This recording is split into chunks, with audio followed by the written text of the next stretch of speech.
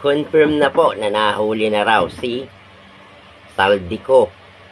Bago tayo magsimula, shout out kay Roy Chanco ng Silang Cavite at kay Rain Reyes ng San Mateo Rizal. So pag-usapan natin itong inilabas ng palasyo ni di umano si President BBM ang nag-announce nito sa kanyang page. Nahuli na raw itong si Saldico at nasa press, no? I-deport. At baka naman ang kinina naman itong mga ungas na tinrabaho nila yan. Ang sabi, naharang siya dahil kulang ang dokumento sa pagtawid niya ron sa SEC Republic. No? But anyway, hindi yun yung point natin dito. Sa pag-uwi niyan, siguradong lalabas yung totoo. Kung ang sasabihin niya yung sinabi niya ron sa video series niya, kung hindi niya babaguhin yun. Diba? Ang masaklap niya baka baguhin. Alam naman natin ang kapangyarihan ng administrasyon ngayon. Lahat. Bendalo. May mga nag-comment nga ron sa post ni Kel Cosim ano raw baka raw hindi naman talaga nahuli, baka naman nagkaroon ng kasunduan. Tapos yung isa naman na loyalista nga, iyak daw DDS dito sa pagkakahuli kay Saldico. Ba't kami iiyak?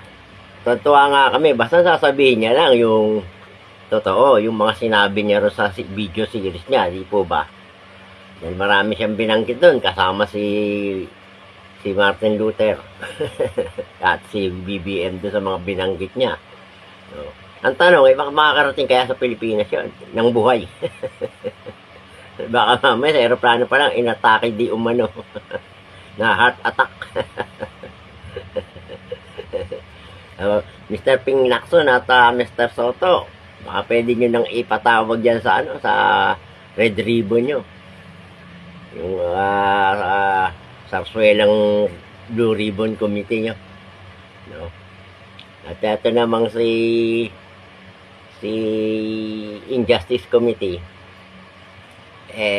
pwede namang idiretso na sa plenaryo at pagbotohan. Bakit kailangan nyo pang busisiin ng ganyan?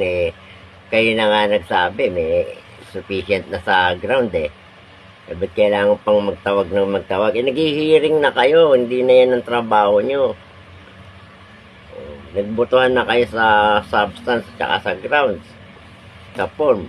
O di pwede ng pagbotohan. Ako tingin ko pinatatagal lang ng Injustice Committee. Mukhang iniintay pa nilang mahuyo yung 4 para mabawasan.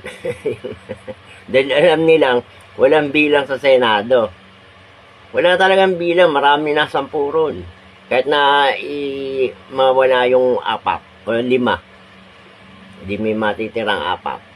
Ang bilang pa rin naman nun, 24 pa rin hanggat hindi natatanggal yung sa pagiging senador, yung mga senador na naka-detain or na-detain o nakasuwan. Hanggat di sila convicted, hindi pa sila maalis sa pagiging senador.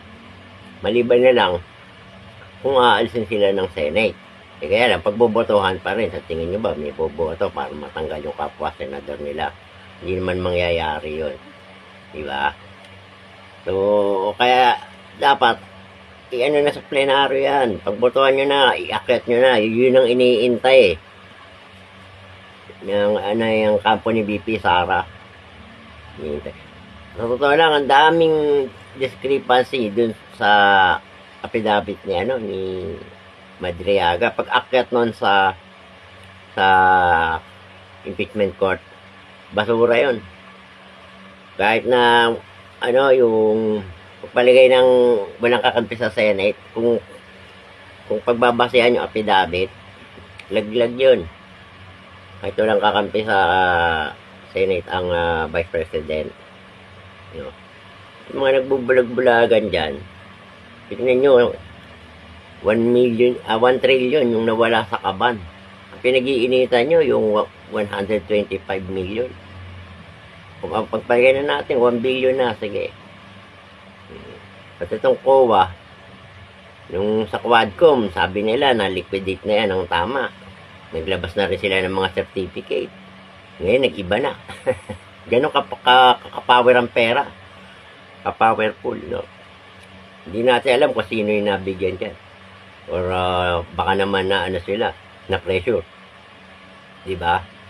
Hindi mo rin masisisi dahil under pa rin sila ng...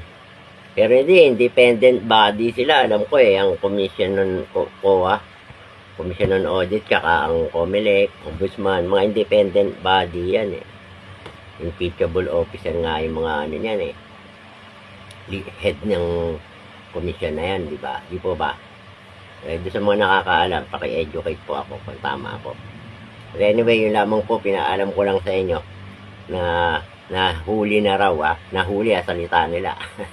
Nakakulong yun Kaya ko nahuli yun dahil kulang ang document niya. Pero yung para sabihin nilang tinrabaho nila yan, dumaan sa Interpol, hindi po. I-deport yan ng French authority dahil nga lumalabas undocumented siya o kulang yung document niya. Yun lamang po, maraming salamat.